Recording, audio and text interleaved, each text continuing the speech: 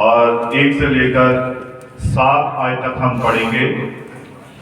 प्रेरितों की पुस्तक 6 अध्याय।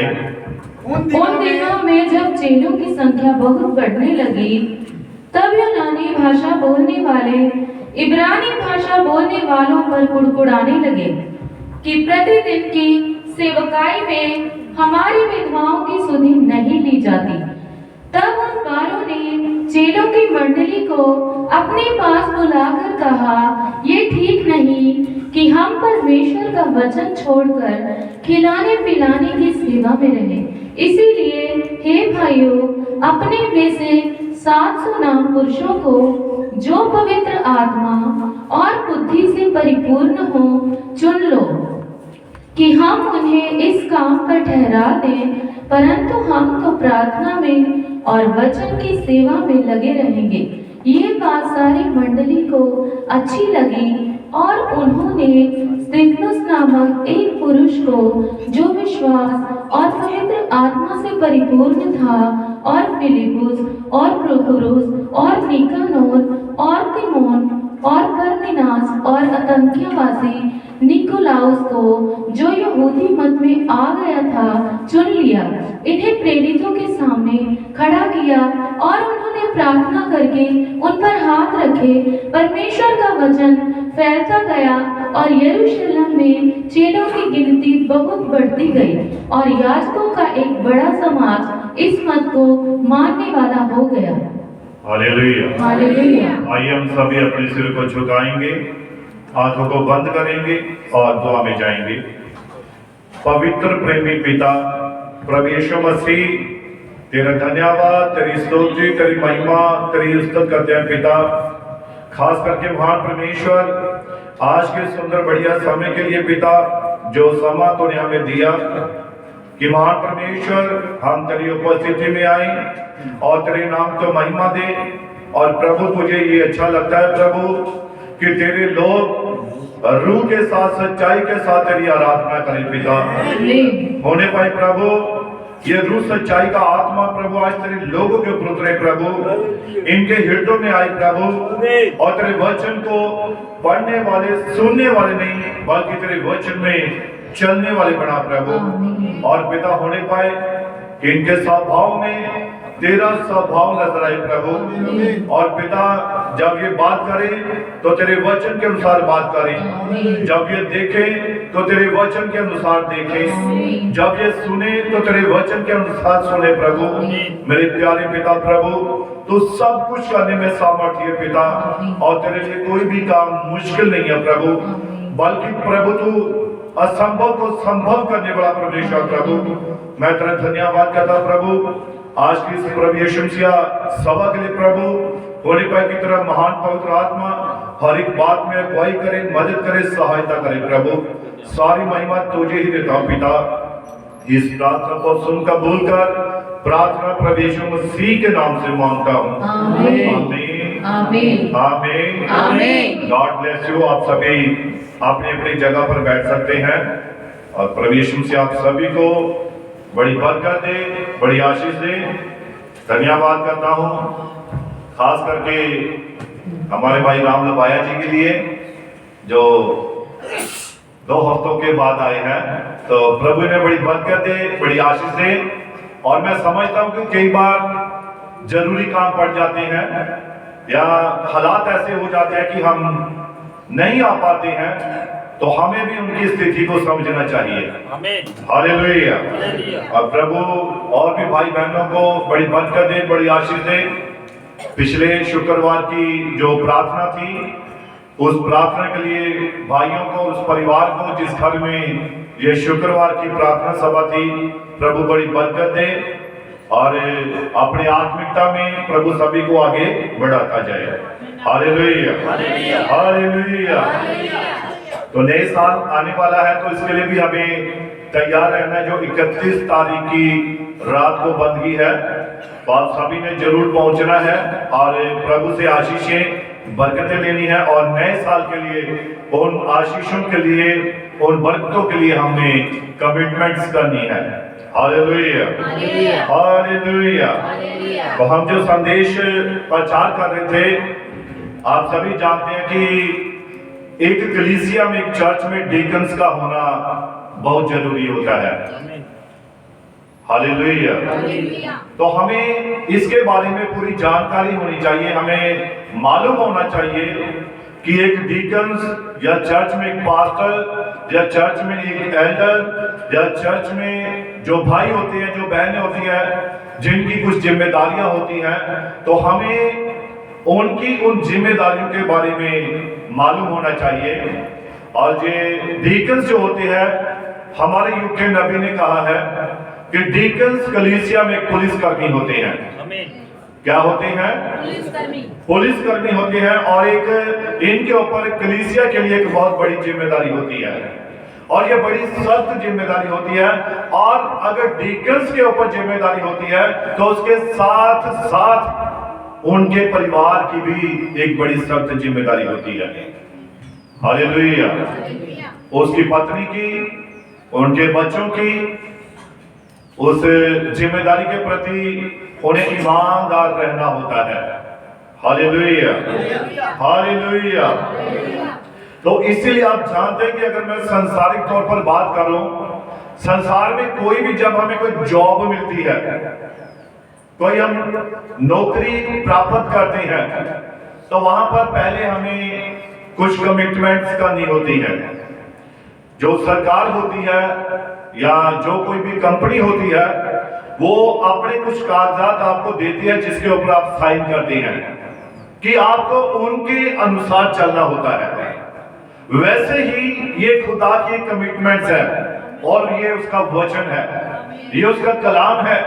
जब हम खुदा की किसी भी जिम्मेदारी को लेने के लिए आगे आते हैं, तो हमें उन जिम्मेदारियों के ऊपर ये साइन करने होते हैं। वो साइन हमारी जुबान, वो हमारा विश्वास, वो हमारी ईमानदारी है, जो हमें खुदा के साथ करना होता है। हालेलुया। तो इसीलिए ये कोई छोटी बात नहीं है। अब कलीसिया जो है वो मसीह में बढ़ रही है।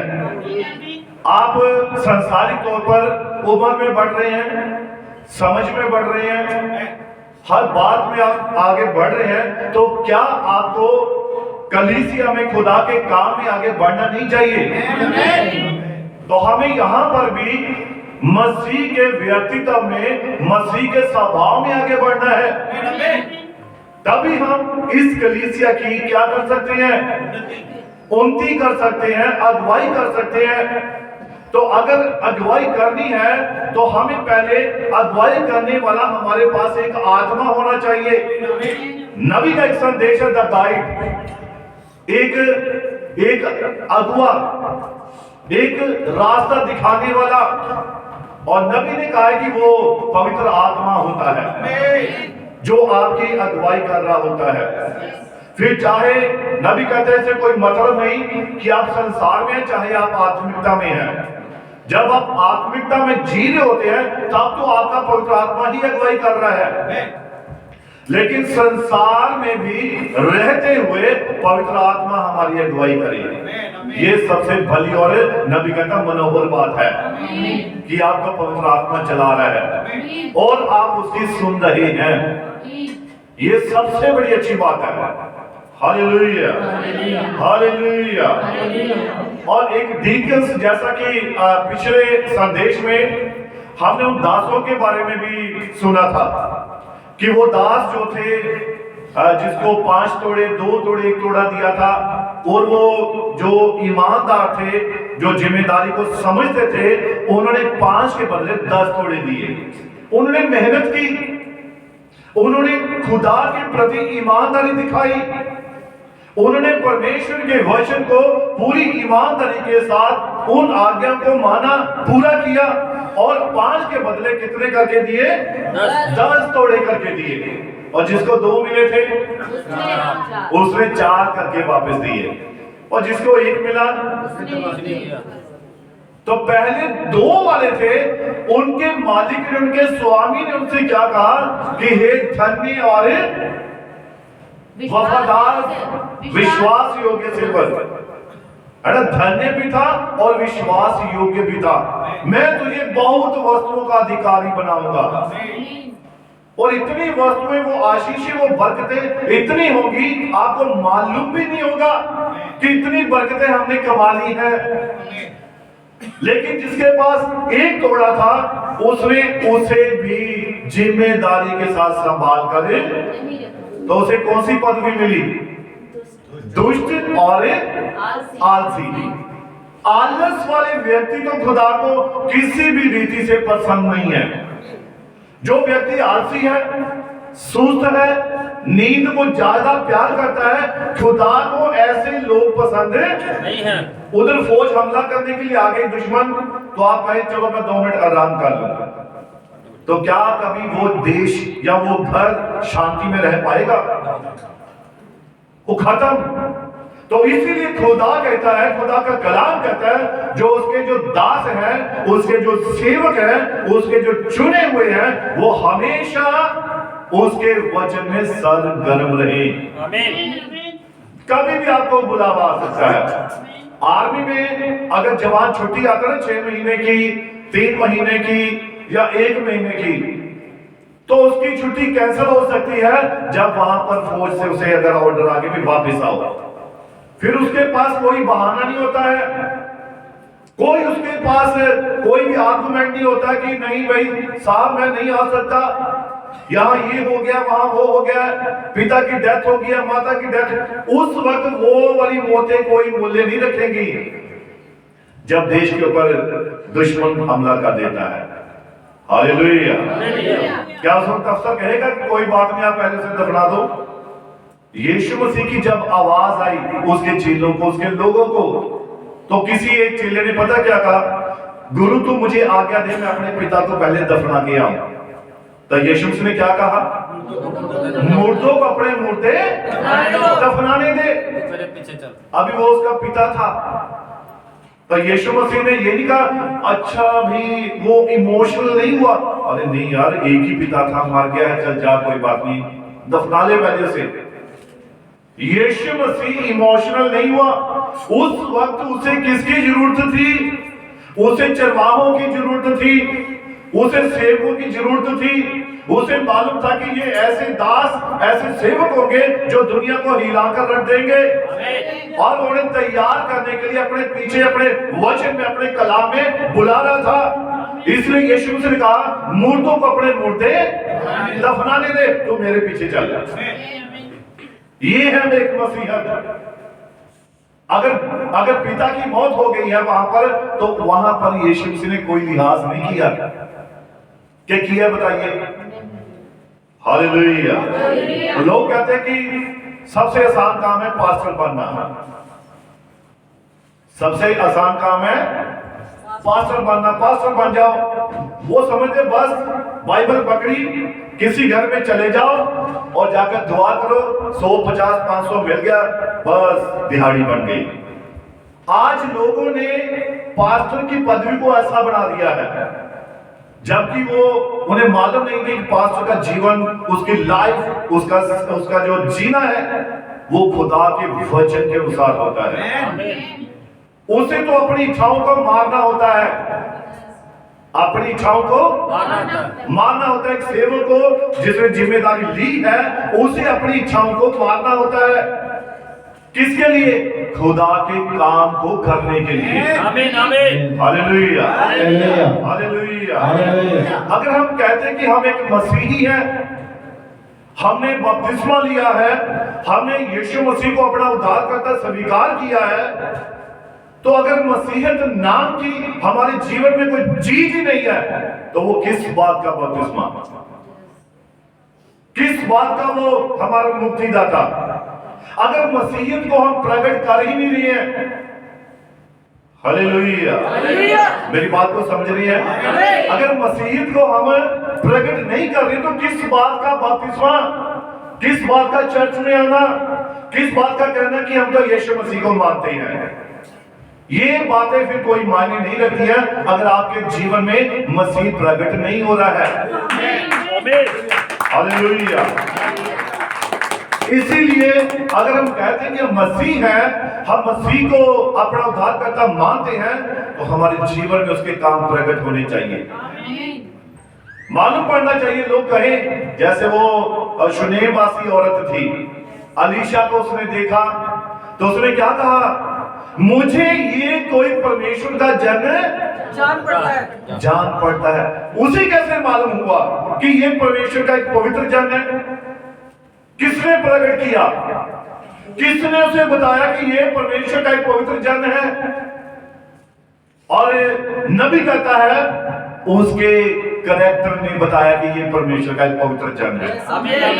उसके स्वभाव ने बताया, उसकी बातों ने, उसके कामों ने बताया। अरे ये जब भी मेरे यहां से गुजरता है, मुझे जय मसीह कहता है, मेरे लिए दुआ करके जाता है, मेरे लिए प्रार्थना करके जाता है, और मुझे तो लगता है भाई ये कोई भक्त है भाई। ये कभी फालतू बात नहीं करता है, कभी भी इसे मुख से मैंने चुगली नहीं सुनी, कभी मैंने निंदा नहीं सुनी। मुझे तो ये खुदा का कोई जन लगता है भाई। अरे ऐसा स्वभाव से खुदा के जन का हो सकता है? क्यों भाई? ऐसा ही है, ऐसा ही होता है ना। तभी यही एक पहचान है। अगर हम जाएं, एक पास्टर किसी के घर में जाए, वहां चुगली करे, वहां निंदा करे, वो दूसरे के विरोध में बातें करे, तो वो परिवार भी वैसे ही बनेगा। हालेलुया। मेरी बात समझ रही है? तो इसीलिए अगर हम कहते हैं कि मसीह है, तो मसीह जो है वो हमारे जीवन में प्रकट होना चाहिए। हालेलुया। तो इसीलिए जो डीकन्स है, नबी ने कहा, वो दुष्ट दास था, वो आलसी भी था और दुष्ट भी था। तो ऐसे लोग खुदा को पसंद नहीं है।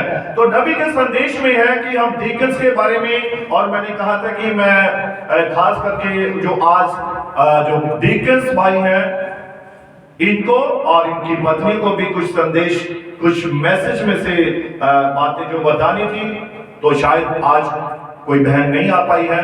तो जैसा खुदा चाहे वैसा ही हम करेंगे, और जो संदेश हमें खुदा दे रहा है हम उसे आगे बढ़ाएंगे। Hallelujah, hallelujah.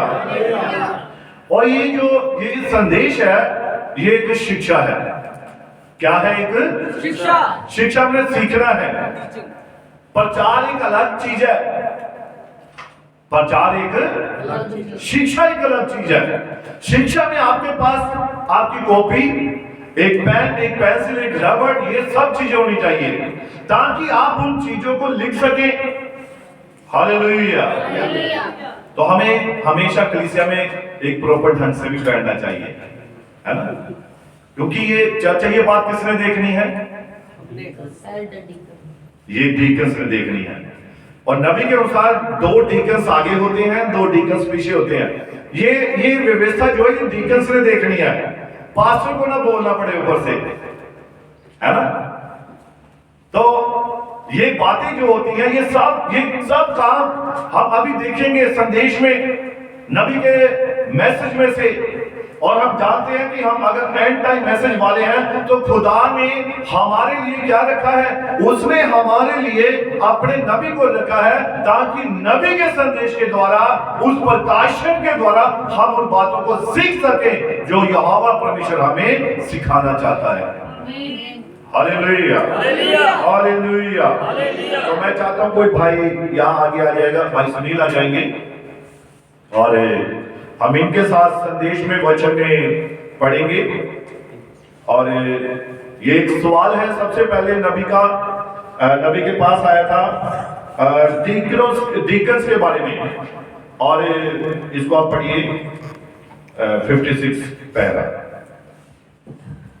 डीकनों, आपका यह काम है कि आप अपनी कलीसिया में मधुरता पूर्वक और मैत्री पूर्वक प्रबंध बनाए रखें। आप देखिए, नबी जो सबसे पहली बात बता रहा है डीकन्स के लिए, और ये सिर्फ मैं ये मेरी सलाह है, ये सिर्फ डीकन्स के लिए नहीं है, सारी कलीसिया के लिए। ऐसा नहीं है कि ये डीकन्स ही अब जिम्मेदारी के निभाने के जिम्मेदार हैं। ये कलीसिया का छोटा बच्चा, चाहे बुजुर्ग, सभी इस वचन को पूरा करने के लिए बाध्य हैं। आपको इसके लिए आपको ये आपकी एक कमिटमेंट है, हम भी इसे पूरा करेंगे। तो यहाँ पर सबसे पहली बात क्या की है उसने नबी ने, पढ़िए कि आप अपनी कलीसिया में मधुरता पूर्वक। अब डीकनो, आप अपनी कलीसिया में सबसे पहले डीकन्स का व्यवहार, उनका कलीसिया के साथ कैसा व्यवहार होना चाहिए? मित्रता पूर्वक। कैसे? मित्रता। और मित्र आप जानते हैं, आप अपने दोस्त के साथ कैसे व्यवहार करते हैं। जो आपका एक मित्र होता है, दोस्त होता है, आप उसके साथ कैसा व्यवहार करते हैं? एक दोस्ताना, सच्चा, एक सुथरा व्यवहार उसके साथ करते हैं। आप कभी भी उसके साथ गलत नहीं करते हैं, है ना? ऐसा ही होता ना अपने दोस्त के साथ, कहते मम्मी ये मेरा दोस्त है, बड़ा प्यारा दोस्त है मेरा, दुख में मेरे साथ होता है, ये सुख में मेरे साथ होता है, ये हर वक्त मेरे साथ होता है, मेरी भलाई के लिए दुआ करता है, प्रार्थना करता है। बच्चे बोलते हैं, बताते हैं माता पिता को, ये मेरा दोस्त है। तो एक मित्र जो है, एक मित्र का होना, एक मित्रता का स्वभाव होना, नबी कहता है ये एक डीकन्स के जीवन में निहायत जरूरी है। वो एक दोस्ताना स्वभाव रखे, है ना? नहीं भाई कोई बात नहीं, दोस्त की सारी गलतियां माफ होती हैं, ऐसा ही होता है ना? दोस्त अगर आपकी जेब से पैसे भी निकाल लेंगे ना आपके सामने, या कुछ ऐसा कर लेगा, चल दोबारा से ऐसा मत करना, माफ किया, है ना? ऐसा होता है कई बार। तो इसीलिए जो डीकन्स है ये कैसे हो? मैत्री पूर्वक इनका स्वभाव कलीसिया के साथ हो, दोस्ताना स्वभाव हो। और दूसरा कैसा होना चाहिए? हाँ, मधुरता पूर्वक। और जितने आप मधुर मतलब एक मधु के समान, शहद के समान। शहद कितना मीठा होता है, और शहद में नबी कहते हैं खास बात पाई जाती है, शहद जो है वो कभी भी इतनी जल्दी टूटता नहीं है। देखा आपने कभी? आप चम्मच डालिए शहद की बोतल में और उसे बाहर निकालिए, एक लंबी पतली सी धार बन जाएगी, लेकिन टूटेगी नहीं। जब तक शहद चम्मच से पूरा निकल ना जाए तब तक वो टूटता नहीं है, जुड़ा रहता है। आप बोतल को ऐसे भी कर दो उल्टा, पानी की बोतल को उल्टा करो, पानी सारा गिर जाएगा, दूध को उल्टा करो, वो गिर जाएगा। लेकिन आप शहद को अगर आप उल्टा कर दें, आप इंतजार कर रहे कब टूटेगा।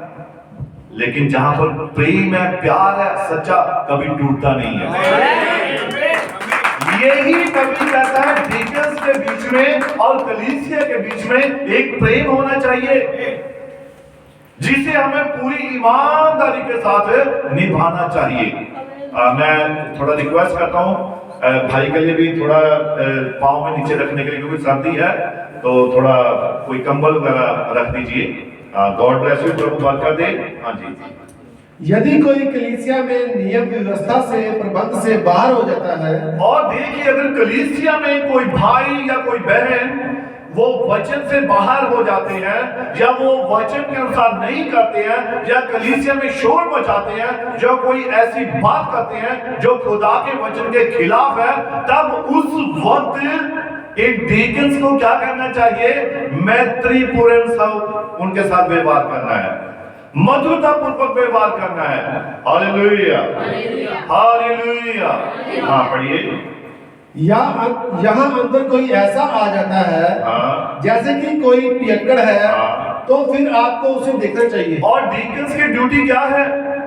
अगर कलीसिया में अगर कोई ऐसा व्यक्ति आ जाता है जिसने शराब पी ली, या कोई नशा करके आ गया, या कोई ऐसा व्यक्ति अंदर आ गया, तो इसका ध्यान किसने रखना है? ये डीकन्स ने रखना है। डीकन्स ऐसा नहीं, मैं देखता हूं बहुत बार पता क्या होता है, जब प्रचार होता है तो डीकन्स का ध्यान प्रचार की तरफ चला जाता है। बच्चे शरारतें कर रहे होते हैं, इधर उधर घूम रहे होते हैं, ये सब बातें कर रहे होते हैं, उस वक्त उनका ध्यान किसने रखना है? डीकन्स ने, क्योंकि उनकी ये ड्यूटी है। अगर वो ऐसा नहीं करे तो अपनी ड्यूटी के प्रति ईमानदार नहीं है। ऐसा ही है, पुलिस कर्मी जो होते हैं, पुलिस कर्मी अगर पुलिस बाहर खड़ी है, चोर आए और कोई चीज चुरा रहा हो और प्रचार हो रहा हो, और वो सोचे नहीं मैं तो आत्मा में भरा हुआ हूं, मैं तो आत्मा से भरा हूं, मुझे तो प्रचार सुनना भाई, कोई बात मेरे से दूर ना निकल जाए। तो उधर चोर चोरी करके चला जाए तो इसका मतलब वो अपनी ड्यूटी पर ईमानदार नहीं है। तो इसीलिए जब कलीसिया में कोई ऐसा व्यक्ति आ जाए तब इसका ध्यान किसने रखना है, और ये चौकसी के साथ होना चाहिए। आप जानते हैं जो बड़े बड़े नेता लीडर्स लोग होते हैं, आपने कभी उनकी सिक्योरिटी देखी है? भाई हमारे पंजाब पुलिस में है, ये अच्छी तरह से जानते हैं। जब ये अपने ऑफिसर के साथ होते हैं तब ये कैसे खड़े होते हैं, इनकी निगाहें हमेशा गुनहगार को, कोई ऐसे तत्व को ढूंढती है कि कोई हमला ना कर दे या कोई ऐसी बात ना कर दे। 24 घंटे चौकन्ने रहते हैं, ये है चौकसी। और वो जो प्रधानमंत्री के जो सिक्योरिटी गार्ड होते हैं, चश्मा काला जरूर पहना होता है लेकिन आंखें अंदर से एक एक व्यक्ति को देख रही होती हैं। अगर ऐसे सामने बिना चश्मे के हम देख रहे होंगे तो उसे पता लग जाएगा ये मुझे देख रहा है, मुझ पर निगाह है। तो इसलिए वो काला चश्मा पहनते हैं कि उन्हें मालूम ना पड़े किसको देख रहे हैं। तो मुस्तैदी, चौकसी, ये एक डीकन्स के स्वभाव में होनी जरूरी है। Hallelujah, hallelujah. मैं बीच बीच में बातें खोलता भी जा रहा हूँ कि कैसे कैसे करना है। हाँ पढ़िए।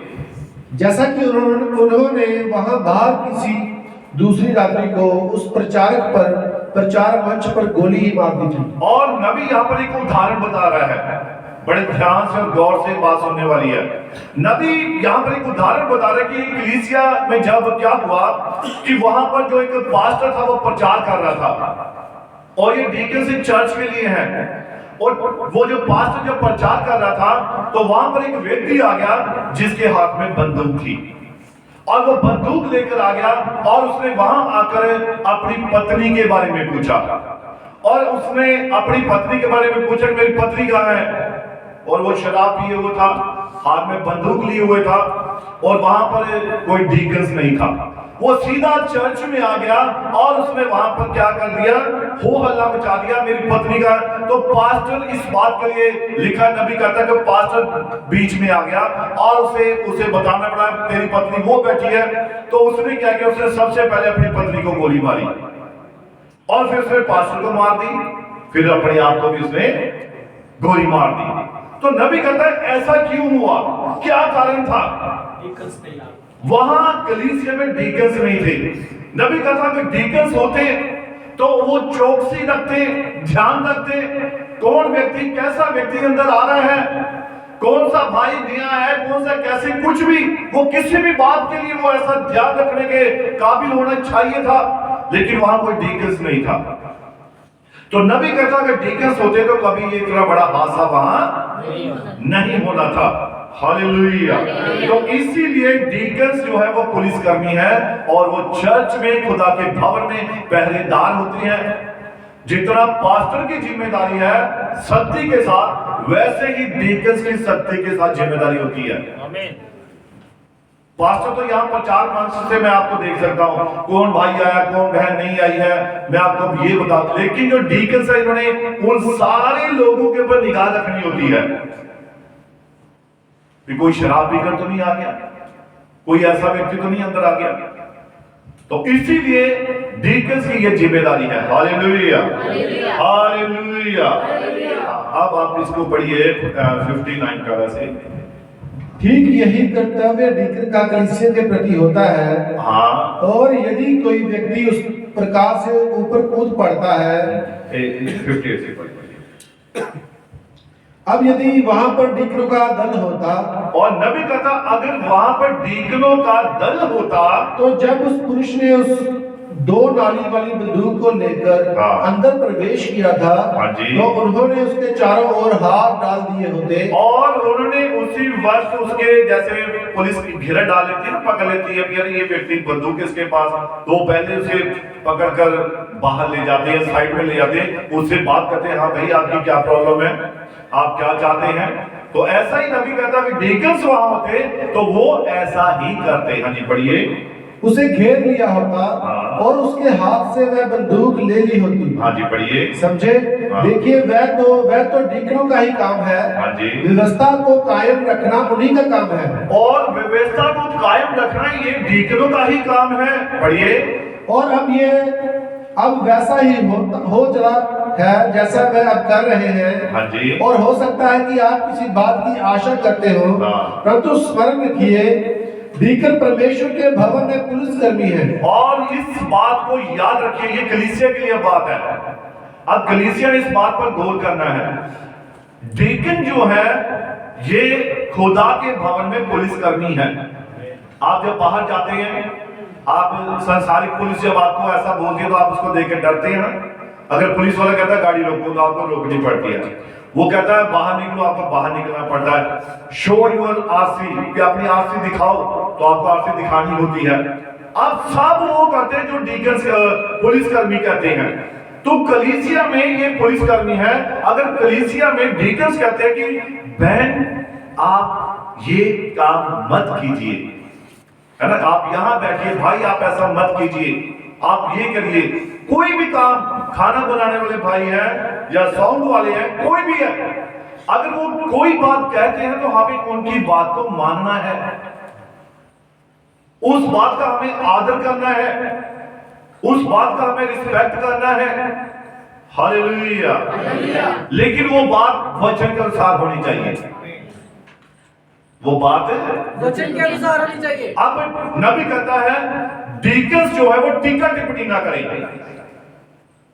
टीका टिप्पणी करना ये काम नहीं। उनका काम चर्च में, कलीसिया में एक पुलिसकर्मी का, पुलिस नहीं कहती है।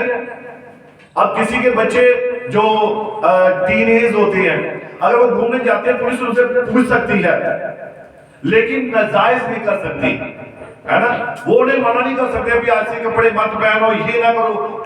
ये काम किसका? ये अलग कोई व्यक्ति है, एक पास्टर है जो यहां से प्रचार मंच से आपको समझाएगा। मेरी बात समझ रही है? Hallelujah, hallelujah. तो बहुत सारी ऐसी बातें जिनके बारे में, लेकिन डीकन्स जो है वो चर्च में क्या है, एक पुलिसकर्मी है और उनकी हर एक बात का आपने आदर करना है।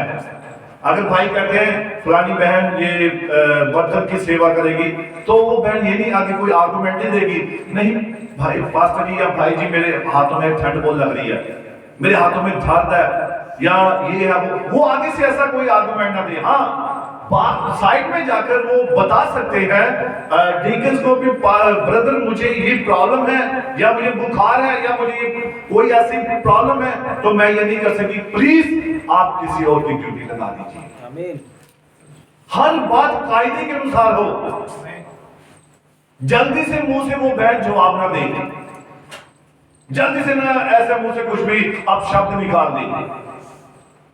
हर बात जो है वो कायदे के अनुसार, वचन के अनुसार होनी चाहिए। हालेलुया। क्योंकि ये किसका भवन है? ये खुदा का भवन है, और यहाँ पर खुदा के कानून चलेंगे, यहाँ पर खुदा की आज्ञा चलेगी। हालेलुया। हाँ, पढ़िए इसको। इससे कोई मतलब नहीं है कि कोई क्या सोचता है, और इससे कोई मतलब नहीं कि कोई क्या सोचता है।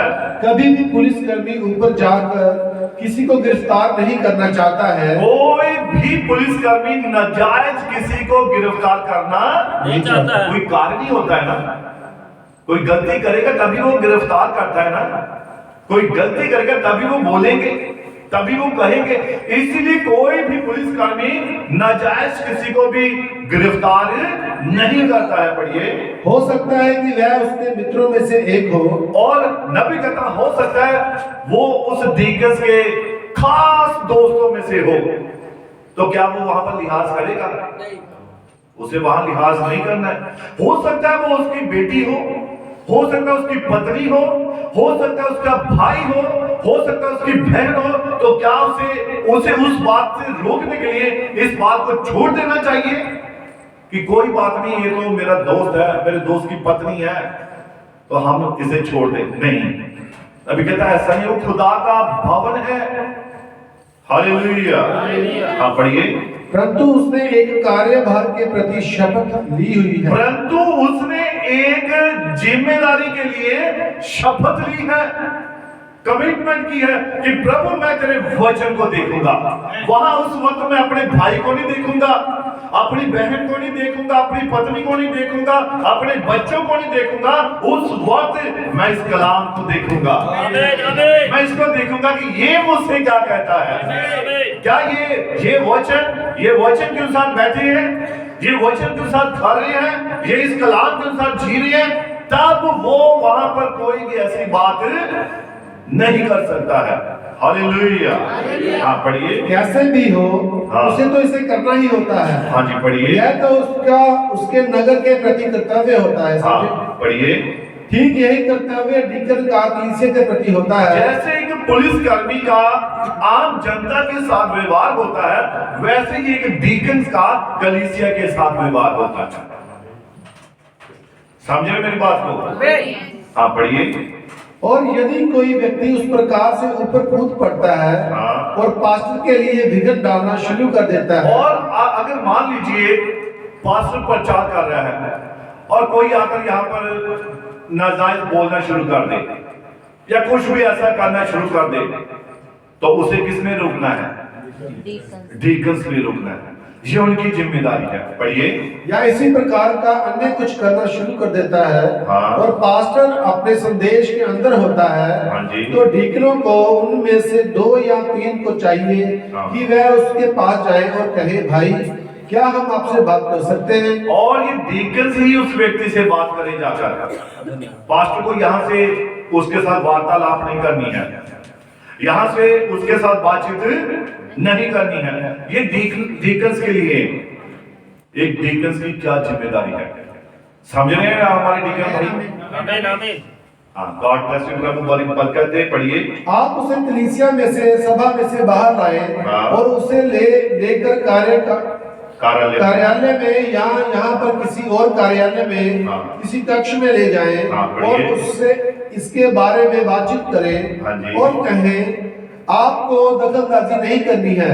आप जानते हैं कि किसी भी सभा में किसी भी प्रकार से विघन डालने पर कानून ने एक कड़ा जुर्माना रखा हुआ है। और नबी कहता है, अगर कोई धार्मिक सभा चल रही है, अगर चाहे कहीं भी हो, अगर वहां पर कोई आकर ऐसा उपद्रव करता है, तो इसके लिए सरकार ने कानून बनाया हुआ है, एक कड़ा कानून है। उस व्यक्ति को गिरफ्तार किया जाए, उस व्यक्ति के खिलाफ कार्रवाई की जाए। हालेलुया। हाँ पढ़िए।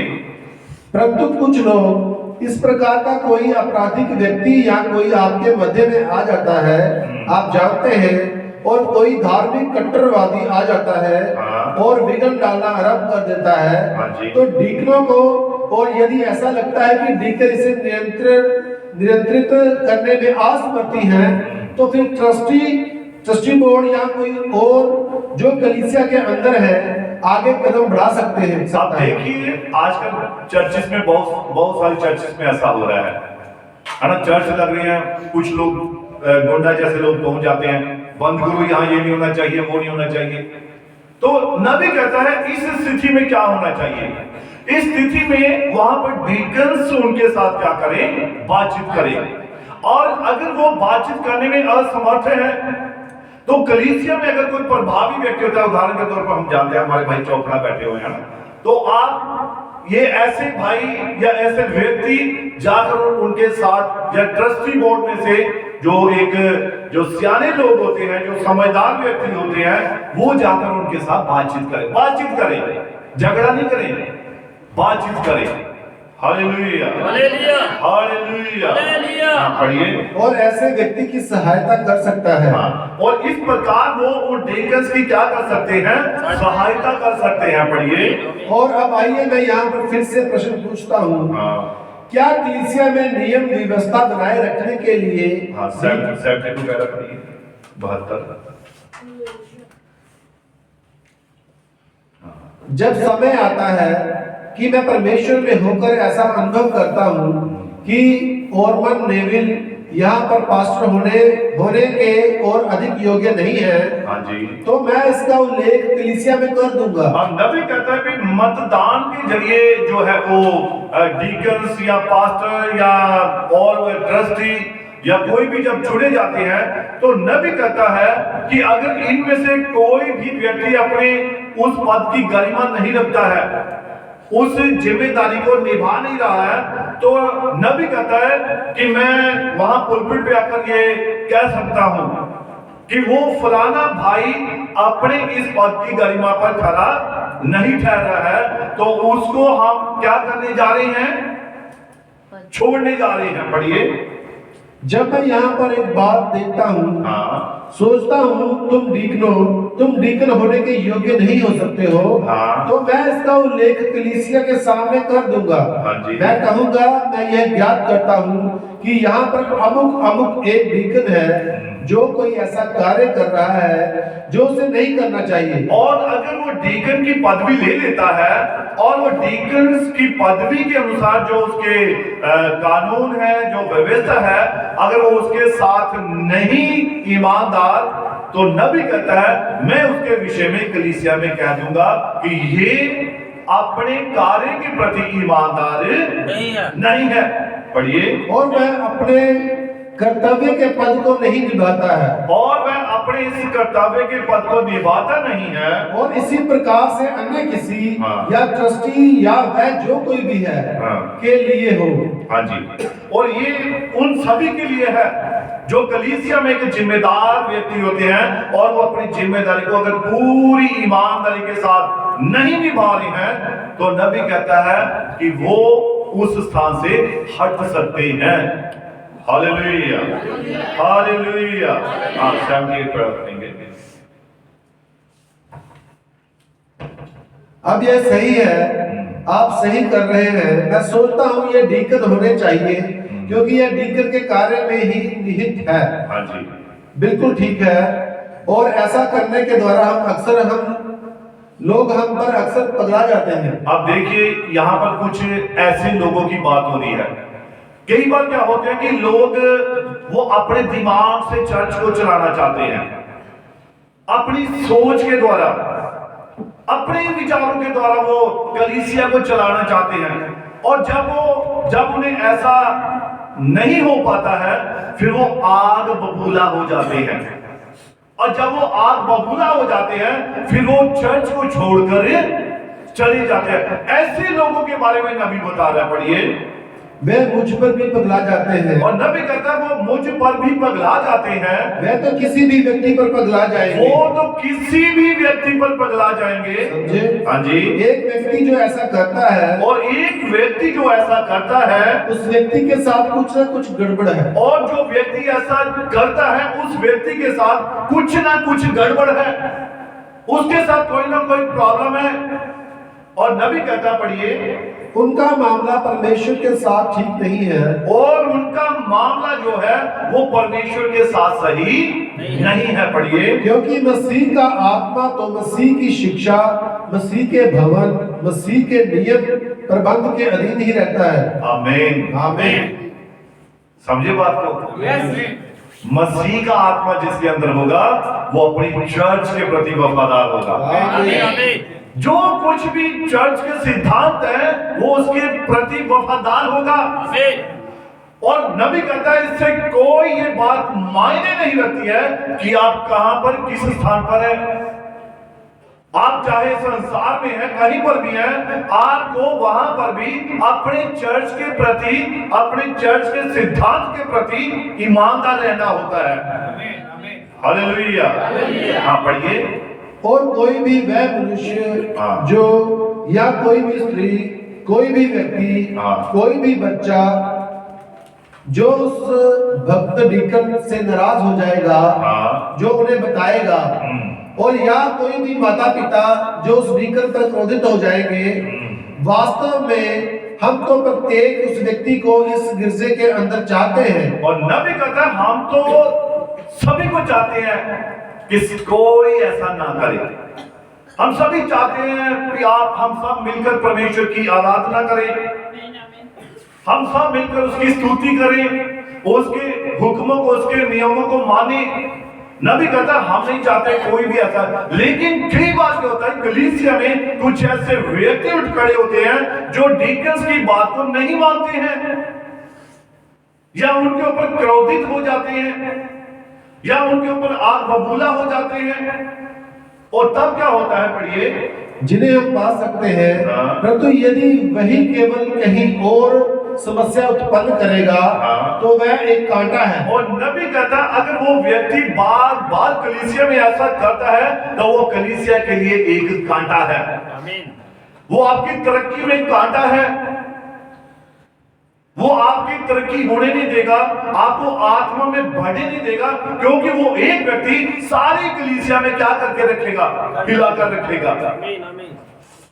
एक व्यक्ति सारी कलीसिया को परेशान करके रखेगा, अपनी बात को मनवाएगा, अपनी बात को आगे रखेगा, और अगर डीकन्स उसे समझाएंगे तो उनके ऊपर क्रोधित हो जाएगा, गुस्सा हो जाएगा।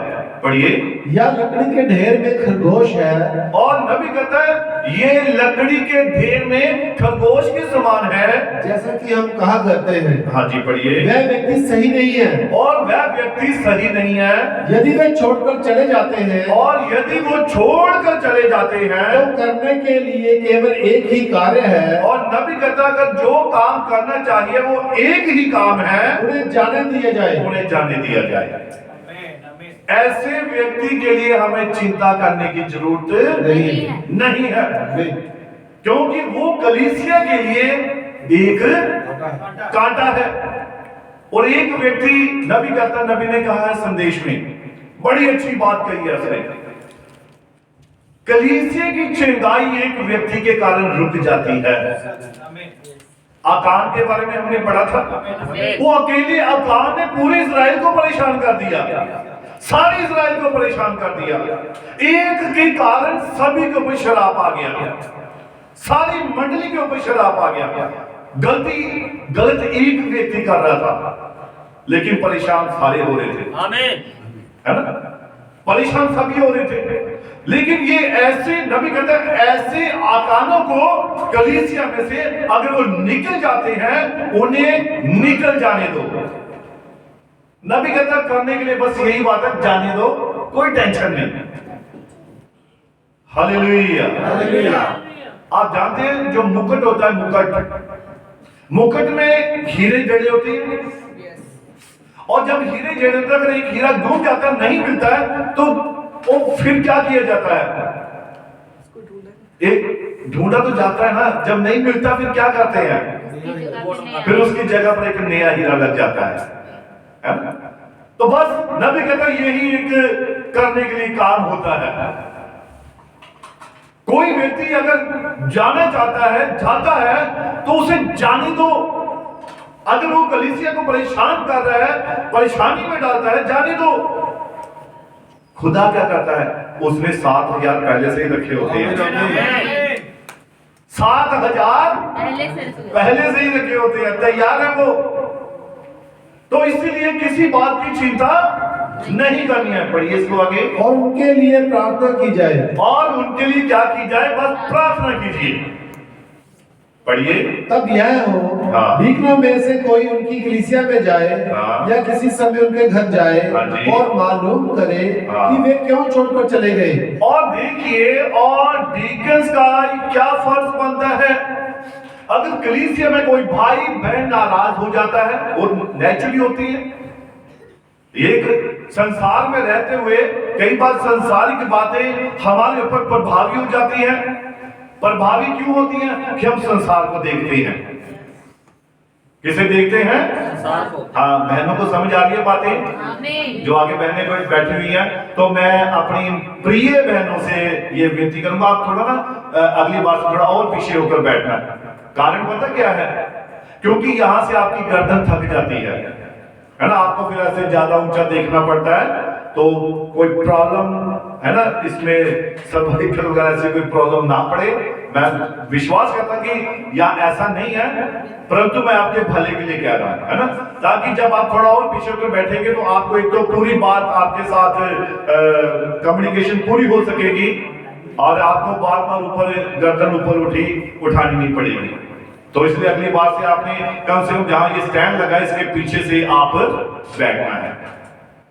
ठीक है बात ये? हाँ, गॉड ब्लेस यू, प्रभु बड़ी बरकत दे, बड़ी आशीष दे। हाँ पढ़िए। और मालूम करें कि वे क्यों छोड़कर चले गए, और मालूम करें कि वो छोड़कर क्यों चले गए, और उनसे पूछे हाँ। कि क्या गड़बड़ थी, और उनसे पूछे कि क्या गड़बड़ थी। उसके बाद और यदि देखें कि क्या आप उनसे मेल मिलाप कर सकते हैं, और फिर देखें कि क्या आप उनसे मेल मिलाप कर सकते हैं। यदि पढ़िए। आप ऐसा नहीं कर सकते हैं हाँ। तो आप अपने साथ 2 या 3 गवाहों को ले, हाँ जी। ताकि वे समझ जाएं। हाँ। फिर भी यदि वे नहीं समझ सकते हैं हाँ जी। तो फिर इसे कलीसिया के सम्मुख बताया जाए। हाँ जी। यदि वे यहाँ कलीसिया के सदस्य हैं हाँ। तब वे हैं। और देखिए ये नबी का ही संदेश है और बाइबल में भी लिखा है कि अगर आपका भाई आपसे नाराज हो जाए तो पहले उसे अकेले में समझाइए। ऐसे लिखा है संत मत्ती की इंजील में। आमीन। तो वहां लिखा कि आप अकेले में उसे समझाइए, अगर वो समझ गया तो आपने उसे पा लिया, अगर नहीं समझा तो फिर कलीसिया के बुजुर्गों को लीजिए, अपने साथ 2-3 भाई लीजिए, जाइए पूछिए क्यों भाई बहन क्या बात है, आप नाराज क्यों हैं, क्यों भाई आप नाराज क्यों हैं, क्यों नहीं चर्च में आ रहे हैं।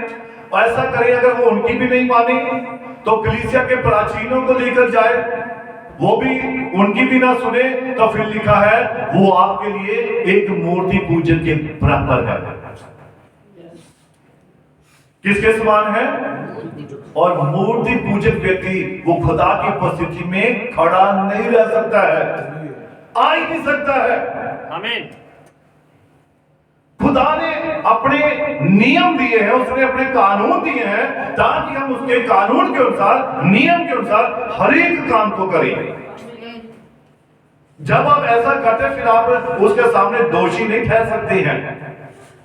जब आप वचन को पूरा कर लेते हैं ना, उदाहरण के तौर पर ध्यान से सुने, बड़ी खास बात है। पुराने नियम में अय्यूब के बारे में है ना, अय्यूब जो था उसके 7 बेटे 3 बेटियां, और वो सुबह भोर के समय उठकर क्या करता था, अपने बच्चों के लिए होम की बलियां चढ़ाता था। आमीन। ऐसा ही करता था ना वो। आमीन। आमीन। और देखिए जब वो ये काम कर चुकता था भोर के समय, वो टेंशन फ्री हो जाता था। उसे मालूम था मैंने ये काम कर दिया है। मान लीजिए आपके बच्चे ने स्कूल जाना है और माँ क्या करती है, वो भोर के समय जल्दी उठकर उसके लिए कपड़े प्रेस करती है, शूज पॉलिश करती है, उसका टिफिन तैयार करती है, उसे स्कूल पे छोड़ आती है। अब वो क्या है, आराम में है, वो समझ लेती है हाँ भी अब मेरा काम, अब मैं टेंशन फ्री हूँ। आमीन। ऐसा ही होता ना। यही स्थिति वचन के मामले में है। जब आप खुदा के वचन को पूरा कर देते हैं फिर आप टेंशन फ्री हैं। आमीन। फिर आपको कोई चिंता करने की जरूरत नहीं है। और कलीसिया में होता क्या, ये एक परिवार है आपका अपना। जब परिवार, उसमें आपका बेटा अगर नाराज हो जाता है तो माता पिता उसे समझाते हैं, है ना। ऐसा ही होता है। आमीन। आमीन। या बर्गर मंगवा कर देंगे या पिज्जा मंगा कर देंगे, चलो बच्चे को मनाते हैं भाई, कैसे भी कोई ना कोई बात, ये तो संसारिक बात है। प्यार करेंगे, लाड करेंगे, प्यार करेंगे, उसे गोद में उठाएंगे, चाहे छोटा है कैसे भी है ना, आप उसे समझाएंगे। तो ये संसारिक तौर पर जब आप ऐसा करते हैं तो ये एक कलीसिया चर्च एक बड़ा परिवार है। यहां पर भी खुदा ने कुछ लोग ठहराए हैं, और वो जैसा कि हम डीकन्स के बारे में जान रहे हैं, तो डीकन्स का ये काम है वो कलीसिया में वे अपने परिवार को संभालने वालों की तरह ही काम करें। समझे मेरी बात को? आमीन। Hallelujah, hallelujah. आप पढ़िए। और फिर यह है, यदि वे इस कलीसिया के सदस्य नहीं हैं हाँ। तो उन्हें प्रबंध को मानने वाला बनाया जाए। और अगर कोई नया व्यक्ति आता है या वो इस कलीसिया का सदस्य नहीं है तो आप उन्हें सिखाएं कि चर्च में जब आना है तो ये खुदा का कलाम वचन अपनी बाइबल जरूर साथ लानी है। उन्हें सिखाएं कि हमें चर्च में वचन के समय में कैसे बैठना है, क्योंकि आप जो सियाने लोग हैं आपके पास एक अनुभव है, आप खुदा के वचन को जान चुके हैं, आपको खुदा के आत्मा ने सिखाया है, और आपने उन्हें भी सिखाना है कि जब भी चर्च में आना है पूरी प्रॉपर ड्रेस में आना है। अब ये नहीं भी अपनी कोई वर्दी पहन के आना है, यहाँ कोई वर्दी नहीं लगी है, यानी कि आपकी ड्रेस जो है वो एक अच्छी व्यक्ति वाली ड्रेस हो कि जिसमें आप खुदा के बेटे लगे, जिसमें आप खुदा की बेटी लगे। और आप ये किसने सिखाना है? ये डीकन्स ने सिखाना है, आमीन। है ना? पास्टर ने प्रचार करके बताना है। लेकिन जब ये बातें ये होती हैं, सिखाना है कलीसिया में कैसे आना है, कैसे बैठना है, जूते कहां पर उतारने हैं, खाना कैसे सर्व करना है, ये सारी बातें इन्होंने ही सिखानी है। आमीन।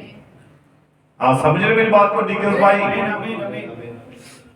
God bless you. पढ़िए आगे। देखिए, उन्हें यहाँ पर हमारे प्रबंध को सुनाना होता है, और उन्हें यहाँ पर हमारे चर्च के प्रबंध को सुनाना होता है। भाई हमारी चर्च का ये रूल है। ये देखिए चार्ट लगा है, इस चार्ट को पढ़िए। यहाँ पर लिखा है कि एक विश्वासी का इकरार क्या है, एक विश्वासी के जीवन में कैसे खुदा काम करेगा। आप उसे बता सकते हैं, पढ़ा सकते हैं, आप उसे समझा सकते हैं कि पापों की क्षमा प्रभु यीशु मसीह के नाम में है। ऐसी अपनी चर्च की जो शिक्षाएं हैं, जो सिद्धांत हैं, जो प्रिंसिपल हैं, वो उन लोगों को बताने होते हैं। पढ़िए। क्योंकि ये कलीसिया का प्रबंध है। हाँ जी। ये वे बातें हैं जिन्हें हम करना नहीं चाहते हैं। हाँ जी पढ़िए। ये वे बातें हैं जिन्हें मैं करना पसंद नहीं करता हूँ, हाँ। परंतु ये वे बातें हैं जो होनी ही है। और नबी कहता हम ऐसा तो नहीं चाहते कि हम उन्हें सिखाएं, परंतु सिखाना पड़ता है। ऐसा ही है ना? आमीन। कई बार बहुत सारे लोग कहते हैं तो पास्टर यही ने 5 बारी बाइबल पढ़ी है, मैंने तो 10 बार बाइबल पढ़ी है। बाइबल पढ़ने से कोई भी आपकी आत्मिकता प्रकट नहीं होती है। वचन कहता है जब आप बाइबल को जीकर दिखाते हैं तब आपकी आत्मिकता प्रकट होती है। बाइबल पढ़ने वाले आपको बहुत सारे लोग मिल जाएंगे, बहुत सारे ऐसे लोग, ऐसे व्यक्ति मिल जाएंगे। अरे हमने तो बाइबल को ना पास्टर जी 4 बार पढ़ा है, मैंने 5 बार पढ़ा है। तो ऐसे लोग खुदा को नहीं चाहिए। खुदा को तो वो लोग चाहिए जो बाइबल को प्रकट करके अपने जीवन में दिखाते हैं। आमीन। फिर वो जहां भी जाते हैं वो बाइबल को ही प्रकट करेंगे, आमीन। खुदा की कलाम को ही बताएंगे। आमीन। पढ़िए। और मैं स्वयं अपनी बात को स्टेप को कहने के द्वारा खुलासा करना चाहता हूँ। हाँ जी पढ़िए। ये मैं ही हूँ जो इसका उत्तर दे रहा हूँ। हाँ जी। वे मुझे बोलते हुए सुन सकते हैं और जान सकते हैं ये मैं हूँ, ये आप लोग नहीं हैं। आपने ही मुझसे इन प्रश्नों को पूछा है और मैं आपको परमेश्वर के वचन से वह अच्छे से अच्छा बता रहा हूँ जो मैं जानता हूँ। हालेलुया। तो इसीलिए नबी कहता मैं तो आपको वो सब बातें बता रहा हूँ जो मैं इस वचन के बारे में अच्छी तरह से जानता हूँ। नबी ने कोई भी बात इधर से पकड़कर उधर से पकड़कर नहीं बताई, उसने इस कलाम में से ही बताया है, इस वचन में से ही बताया है। और हम सभी जानते हैं कि ये परमेश्वर के मुंह के शब्द हैं जो 40 लेखकों ने लिखे हैं। हालेलुया। बाइबल में कितनी किताबें हैं? टोटल किताबें कितनी? 66 किताबें हैं। तो मैं थोड़े से क्वेश्चन पूछ लूं? यस। थोड़ा सा टेस्ट हो जाए, होना चाहिए ना? तो हाथ खड़े करने, सिर्फ बोलना नहीं है किसी ने। बाइबल में पुराने नियम की कितनी पुस्तकें हैं? बड़े आसान जवाब है ना, ज्यादा मुश्किल नहीं है। 1 2 हाँ, छोटा बच्चा राजकुमार है, माइक दीजिए इसको। पुराने नियम में ओल्ड टेस्टामेंट में कितनी पुस्तकें हैं? खड़े होकर बताएंगे। 39। हाँ, ऐसे बोलो। पुराने नियम में 39 बुक्स हैं।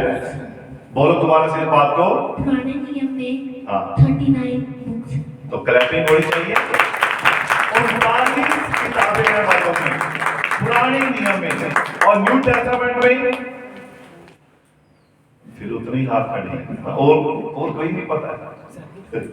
मालूम है? हाँ, साहिल बताएगा। There are 27 books in the New Testament. हाँ, 27 बुक्स न्यू टेस्टामेंट, नए नियम में 27, और ये दोनों मिलाकर कितनी पड़ गई? 66। अच्छा, आप एक और क्वेश्चन पूछता हूं, है ना? अच्छा बताइए, बाइबल में सबसे छोटी जो आयत है, सबसे छोटी आयत जो है, कौन कौन व्यक्ति? भाई सैम रंधावा, हमारे डिकन्स भाई बताएंगे। हाँ, माइक दीजिए।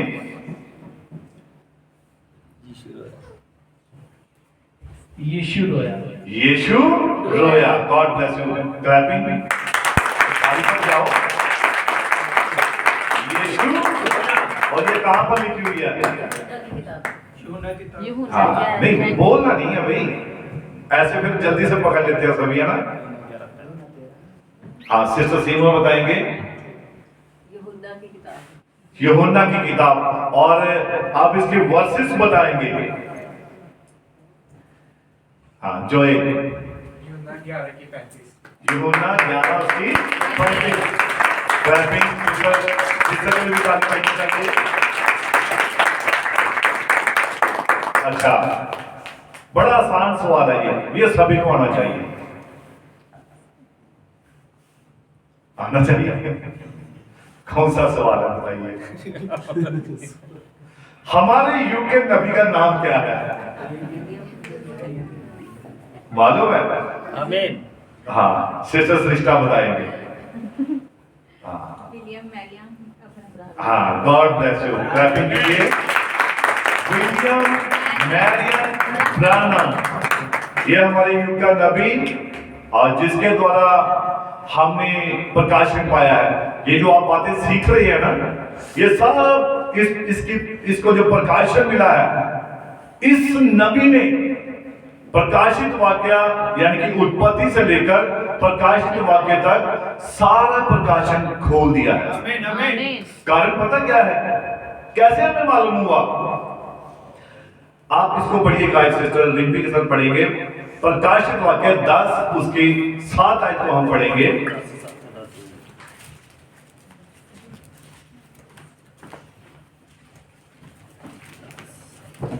वरन सातवें स्वर्गदूत के तुरही फूंकने पर होने वाले शब्द के दिनों में परमेश्वर का गुप्त मनोरथ उस सुसमाचार के अनुसार जो उसने अपने दास भविष्यवक्ताओं को दिया पूरा होगा। अब देखिए, वरन सातवें स्वर्गदूत के तुरही फूंकने पर, जब वो तुरही फूंकेगा, यानी कि सुसमाचार का प्रचार करेगा, तो परमेश्वर के सारे गुप्त मनोरथ क्या हो जाएंगे? पूरे हो जाएंगे। जो बातें भेद में थी, जो बातें प्रकट नहीं हुई थी, वो सारी बातें ये सातवां दूत क्या करता है? प्रकट करता है। हालेलुया। हालेलुया। अच्छा, मैं एक और बात पूछना चाहता हूं, नबी के बारे में, है ना, सवाल थोड़ा पूछ लेता हूं।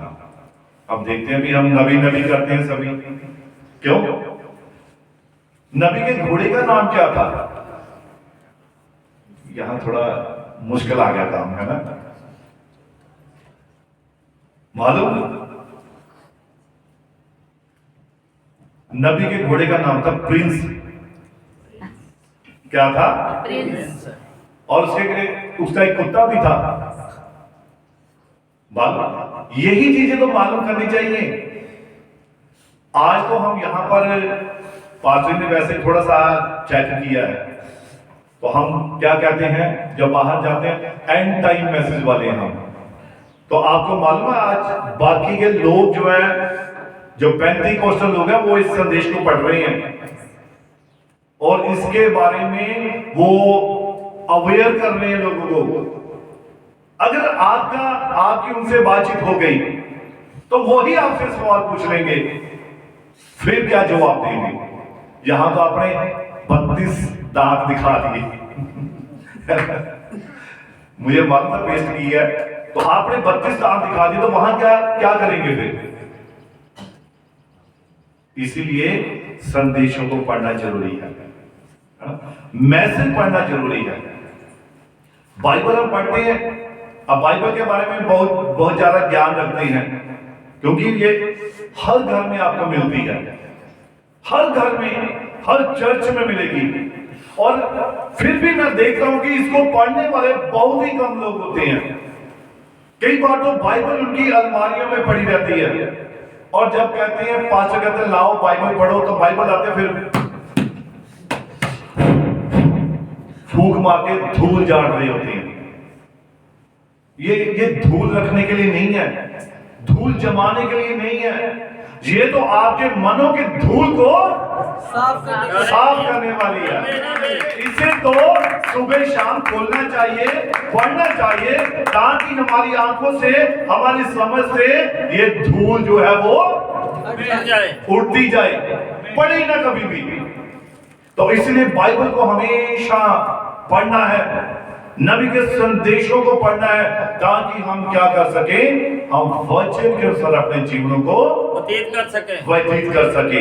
Hallelujah, hallelujah. अच्छा, बाइबल में जो जबूर भजन संहिता है, ये कितने जबूर है, कितने भजन संहिता भजन है बाइबल में? बहने इधर आपके कोई नहीं, आपको इधर भाइयों में टोटल भजन कितनी है? देखो, चलो बाइबल ही खोलो, आप निकाल कर देखो कितनी है, फिर मैं पूछता हूं। कोई बात नहीं, अपना थोड़ा सा टाइम है, 2-4 मिनट के लिए।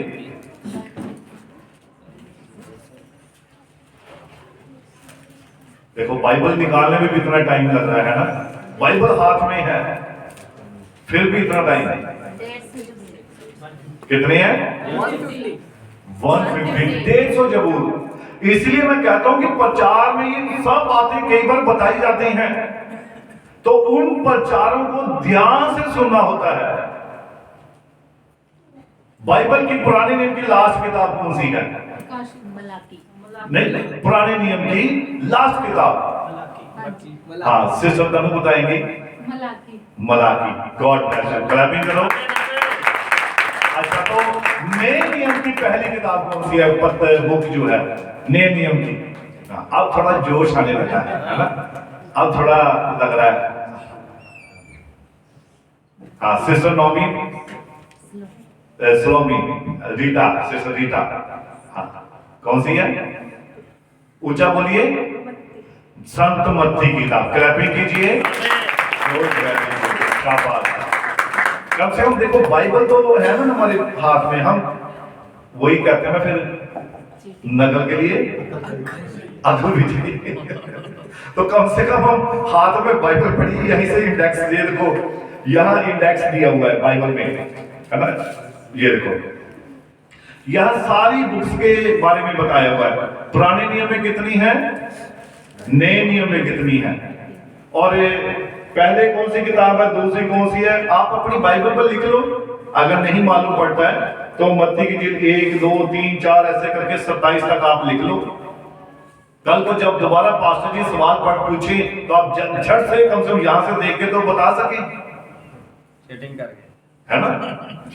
तो इसीलिए सब बातों के प्रति हमें वफादार होना है।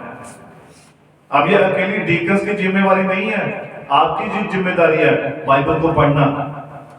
ये नहीं कि यहां से गए, घर में जाकर बाइबल और बैग बस उधर किल्ली में टांग दिया, उसके बाद चलो भी जाओ की बनाया भाई, है ना। ये काम नहीं होने चाहिए। दोबारा बाइबल एक हफ्ते तक, यानी कि शनिवार तक, एतवार 9 बजे तक वही लगी रहती है। जाते हुए फिर वैसे ही डाल दी करते में, कहां जा रहे, चर्च जा रहे हैं। तो बाइबल कहती है, अच्छा भाजी मैंने तुसी फिर पढ़िया ही नहीं करती, 6 दिन से हाथ नहीं लाया, तो वहां जाकर क्या जवाब दोगे, है ना। वो बेचारी को हवा लगी नहीं, उसका दम घुट रहा था, तो आपने भी अच्छी तरह से पैक करके जिप बंद करके टांग दिया। तो ऐसा करोगे तो फिर ऐसे ही जवाब आएंगे। हाथ भी फिर डरते थे, पास्टर जी कहते मेनू ना खड़ा कर रहा है, मेरा ना कितने नाल है ना, फिर डर लगता है। तो हम जब स्कूल में पढ़ते थे ना, तो जो बच्चे जिनको कुछ नहीं आता ना, वो पीछे वाली लाइन में बैठे, लेकिन यहाँ ऐसा नहीं है, मैं स्कूल की बात कर रहा हूँ, तो वहां पर उसे कहते थे माता का माल, बैक बेंचेस। तो उन्हें कहते माता का माल ही है सारा। तो हमें वो माल नहीं बनना, हमें यीशु का गवाह बनना है, आमीन। वचन से भरपूर व्यक्ति बनना है। फिर जब भी कोई बोले सभी हाथ खड़े होंगे। ये तो आपके पास्टर जी ने आपसे पूछ लिया, अगर पास्टर प्रकाश जी उस दिन पूछ लेते, या कोई और पास्टर आए वो पूछ रहे, फिर नहीं, एक तो जवाब दे देगा, बाकी तो इसलिए सभी इन बातों का ध्यान रखें, है ना। घर में इसलिए लिखा वचन में भी वचन की बातचीत होती रहे, आमीन। वचन को एक दूसरे से शेयर किया करो। बाइबल में कितने बच्चे, माएं पूछ सकते हैं बच्चों से, बेटा बाइबल में कितनी किताबें हैं, कितनी। आप अगर इन्हीं बातों को घर में जाकर बच्चों से एक बार रिवीजन कर लेंगे ना, तो ये बच्चे कभी नहीं भूलेंगे, ना आप भूलेंगे। आमीन। कम से कम इतना हमें याद रखना होता है। असली टेस्ट यहीं से होती है। घर में अगर आप किसी से बात कर रहे होंगे ना, वहां आपका पूरी दलेरी होगी, आपको वहां सभी जवाब मिल जाएंगे, जब क्योंकि आप उस वक्त किसी प्रेशर के नीचे नहीं है। लेकिन यहाँ एक पवित्र आत्मा का प्रेशर होता है, आमीन। अभिषेक होता है, आमीन। तो यहाँ असली टेस्ट होता यहाँ पर होता है। आमीन। आमीन। क्यों? तो इसीलिए चौकस रहना है, ध्यान रखना है कि हम बाइबल को लगातार पढ़ें, सुबह पढ़ें, शाम को पढ़ें, खुद पढ़ें, बच्चों को भी पढ़ाएं। तो हमें मालूम होना चाहिए हमारे युग के नबी के बारे में, बाइबल के बारे में पूरी जानकारी होनी चाहिए।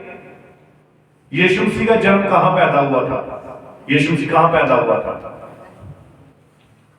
हाँ, भाई तुला जी हैं, वो बताएंगे। गुड, वेरी गुड, ताली बजा दो। बैतलहम एक गांव था, एक्यूरेट जगह बताइए भाई ने। और वो स्टेट कौन सी थी, जगह, वो शहर कौन सा था? एंजल बताएगी। यरूशलेम। गुड, बस ऐसे ही आपको मालूम होना चाहिए कि यीशु मसीह कहां पैदा हुआ। हाँ, नॉलेज तो होनी चाहिए हमें बाइबल की, बाइबल का तो हमें मालूम होना चाहिए। अगर हम कहते हैं हम मसीह हैं, तो हमें, क्यों भाई जी, तो हमें बाइबल के बारे में पता होना चाहिए। यीशु मसीह के चेले कितने थे? कितने चेले थे यीशु मसीह के? 82। हाँ, पहले कितने थे? 12। पहले 82 थे, फिर 12। नहीं, पहले 12 थे। अच्छा, पहले 12। हाँ, मत्ती 10 में उसने पहले 12 चेलों को चुना, फिर 82 में, फिर वो 82 में से 72 जो है, 70 जो है वो वापस मुड़ गए थे, तो 12 रह गए थे। उनमें से भी एक जो धोखेबाज था, उसका नाम क्या था? हाँ, ये खतरनाक बंदा है ना। क्या नाम था उसका? यहूदा इस्करियोती। क्या नाम था? यहूदा इस्करियोती। कितने सिक्के लिए थे उसने यीशु मसीह को पकड़वाने के बदले? तो भाई डैनी बताएंगे। 30 चांदी के सिक्के लिए थे, रिश्वत नहीं थी इसमें, 30 चांदी के। अच्छा, यीशु मसीह ने कितने कोड़े खाए थे?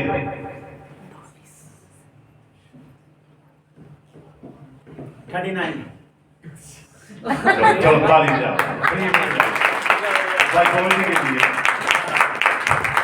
अच्छा, एक और चेला था यीशु मसीह का, जिसने 5 बार उसने कूड़े खाए, और 39 कूड़े खाए।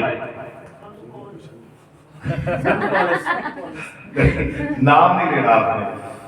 एक और चेला था, उसने यीशु मसीह ने 1 बार खाए, लेकिन उसने 5 बार 39 कोड़े, यानी कि 190 हुए ना।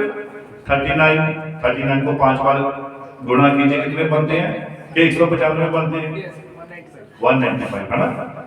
तो उसने 195 कोड़े खाए उसने। तो कौन सा चेला था वो?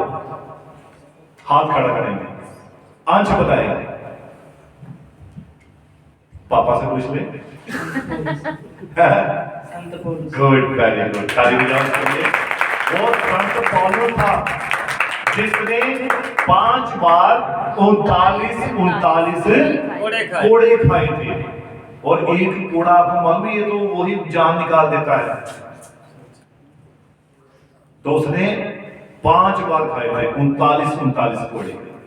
तो बाइबल की अब आपको पूरी हिस्ट्री मालूम होनी चाहिए, है ना।